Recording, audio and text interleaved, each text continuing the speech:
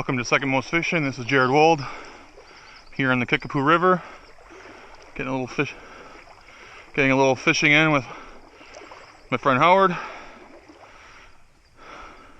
Just doing a little intro on my video.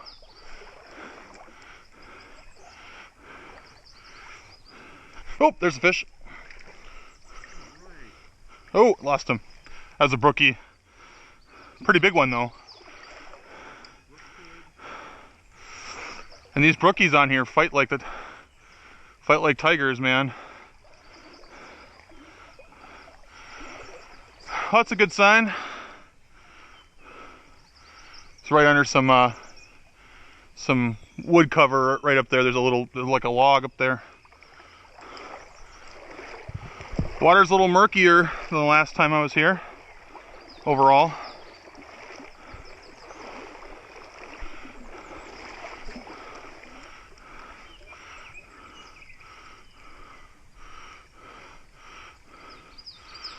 And Howard, I want you to catch a really big brown on the log that's coming up ahead here. Maybe you might have better luck than I did the last time.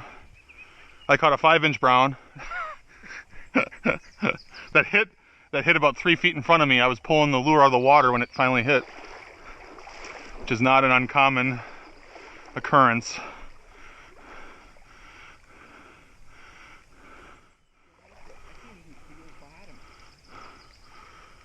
Just go ahead and go. It's like I said, it was up to my belly button.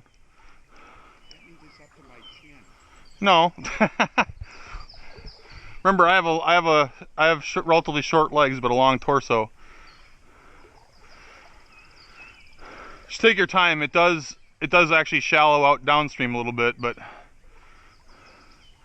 and you'll be on rock in about a foot or two from where you are.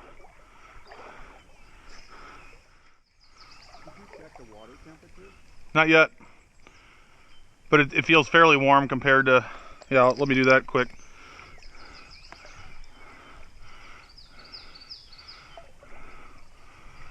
I'm guessing 60 even. Gotten pretty good at guessing.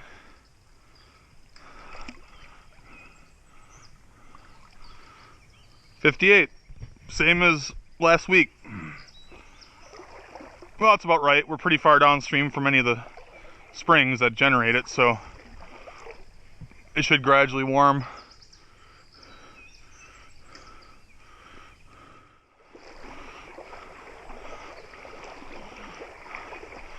And then one thing you'll find is, even if you think you got a bad cast, these brookies are all over the place. They'll come out.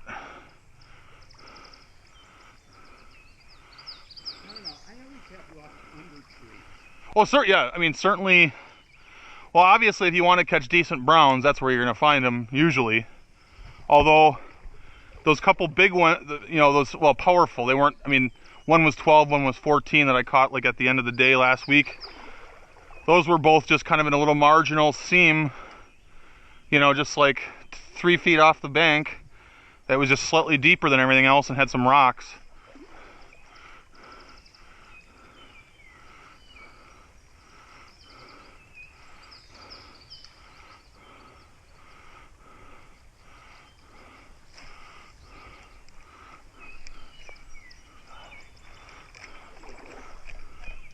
Catch anything like pike or smallmouth? Not on here, no. This river is generally just too cold for any warm water species, and I think there is a pike barrier somewhere down by Wazika or something.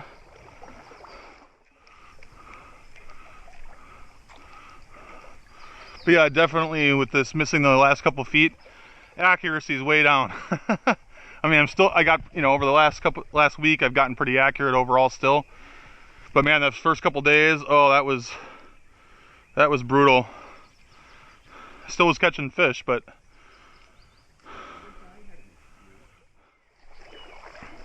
Were they following it or?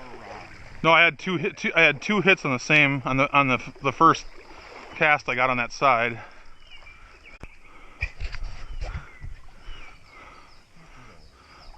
But yeah, I was standing right here, and that 5-incher hit right here. I caught last week.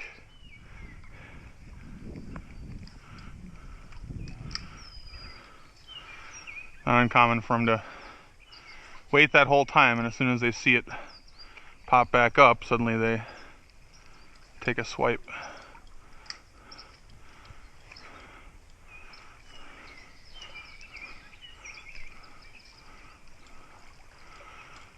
Unfortunately, that you don't realize that current has a hell of an upswell.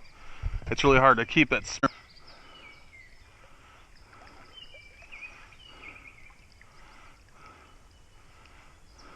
Nothing.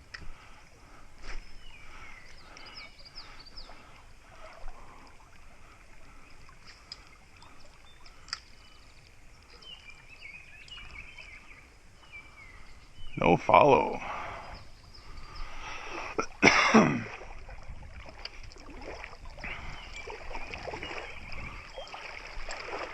The real tricky spot is it scoops out right in front of this tree. There's a really deep hole on the front end of it. I got something. Said I was surprised that the other time the only thing I caught was that one small fish. And natural, god damn it.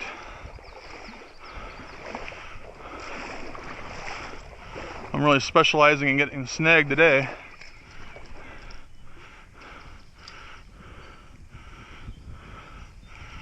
Oh, did you see that? No. Or was that your lure? I would cast over here. Something. It's usually a good sign. Oh, there's a fish. Little brookie.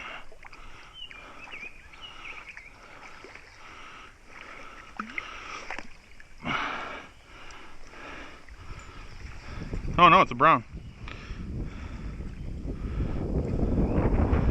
Bet you that's the same brown. Well, 7.5 inches. Same when you go last time. No, that one was smaller.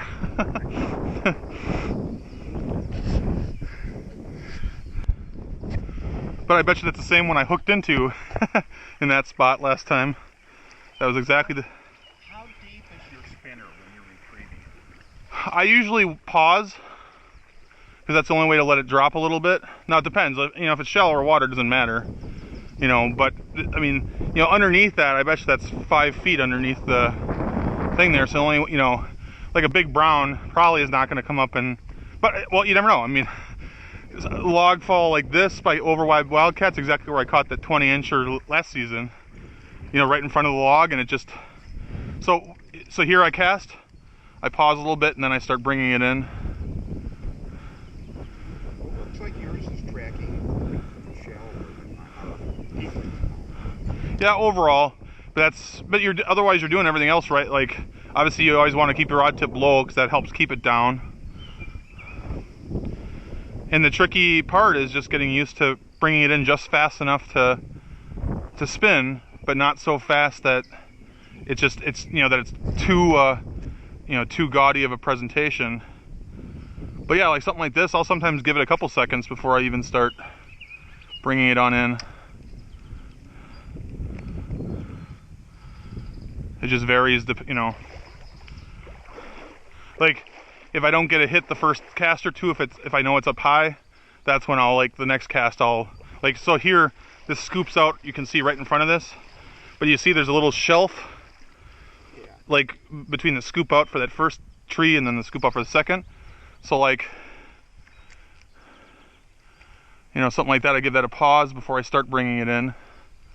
But, and even here, maybe I'll let it start to drop again, because you never know, if you get it down deep enough, something might come up and, but, you know, every so often, they'll hit it practically on the surface. I mean, you know,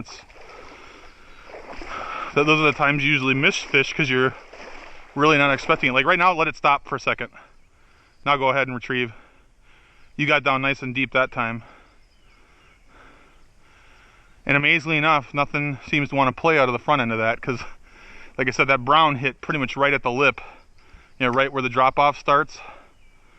So if you can watch for that and see a drop off, that's when you might stop the retrieve for a moment.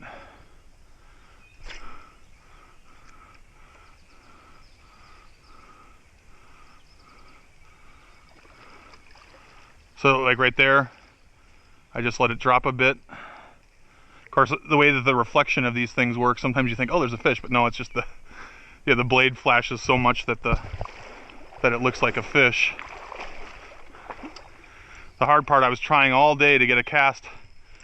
Well, not quite there, but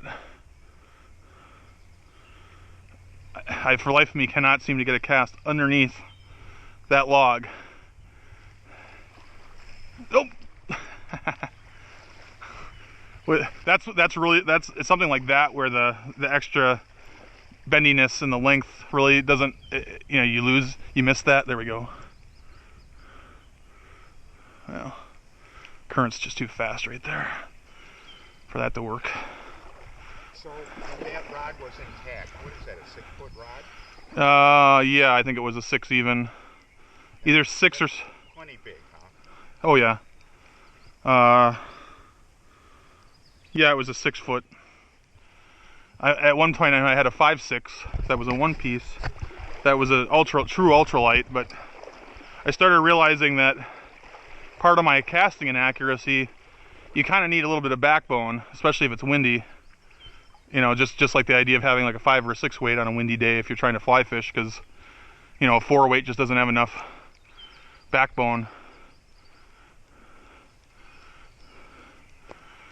Well, I haven't seen too many follows yet.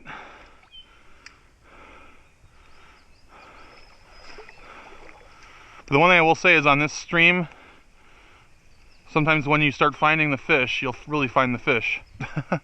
Suddenly you'll start, I think they do migrate a lot, up and down. And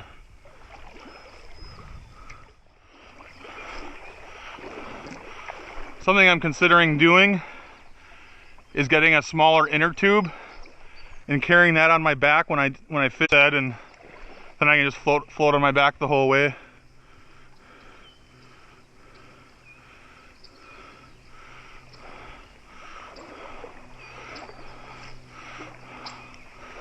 But you can see sometimes the deep stuff is a little unexpected. Here this is on the inside of a slight bend, and a slight deep cut is right in through here.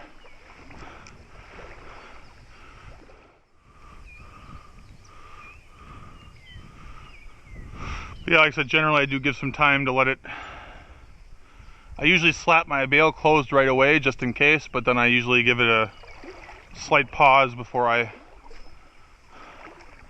start bringing it in. Oop, there's a fish.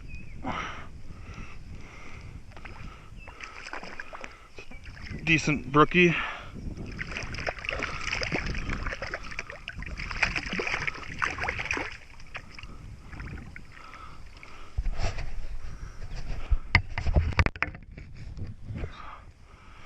Ten-inch brookie. 10-inch brookie. God, they're pretty fish on this river.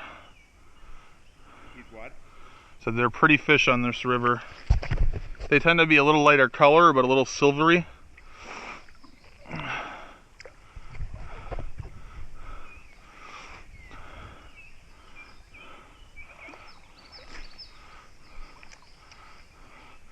And ironically, the paddlers tend to help the fishing for whatever reason.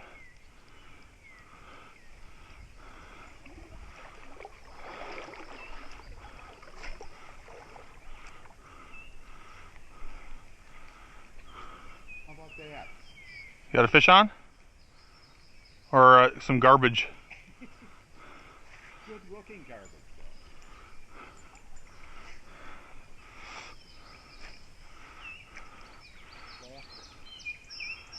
Like I said, man, some of the stuff that, if I had some, something better to collect stuff with the other day, I probably would have collected 20 Busch Light cans.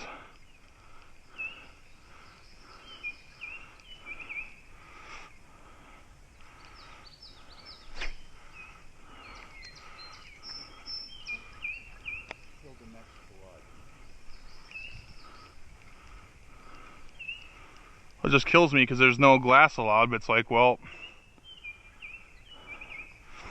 come on through, you guys. Sometimes the fishing picks up right after some folks paddle through, so.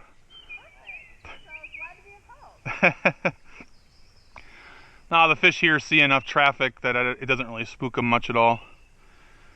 The McCann River is a different story. That's too clear, and you won't see trout the rest of the day. On the McCann.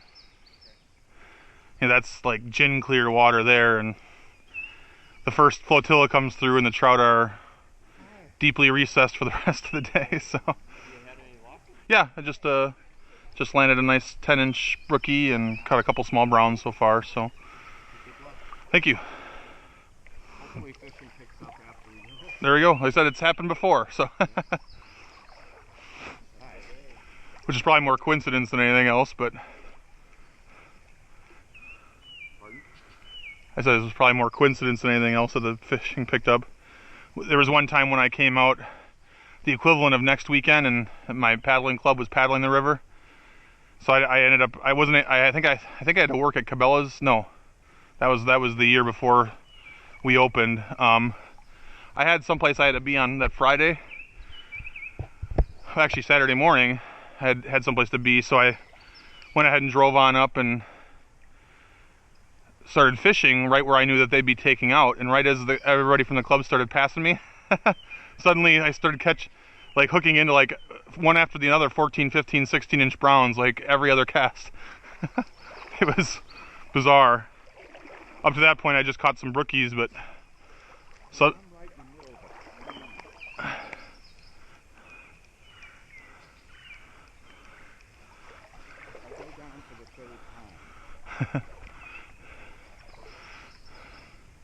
You're wearing pole rides, right? Yeah. Okay.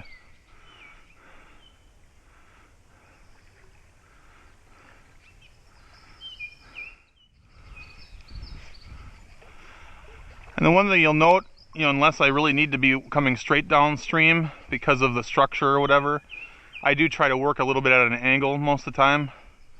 That way I don't have to, what's that?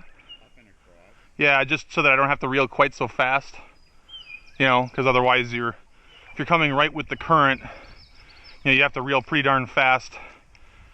Generally speaking, I mean, I've caught fish when the spinner blade clearly wasn't doing anything, but not a lot. Not that commonly.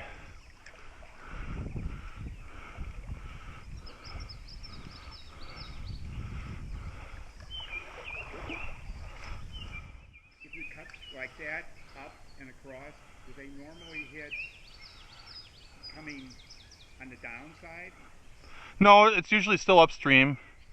It's just that, so like for instance, the one I just caught, I was standing maybe 5 feet forward of where you are, and the cast was like right there, and it hit probably here,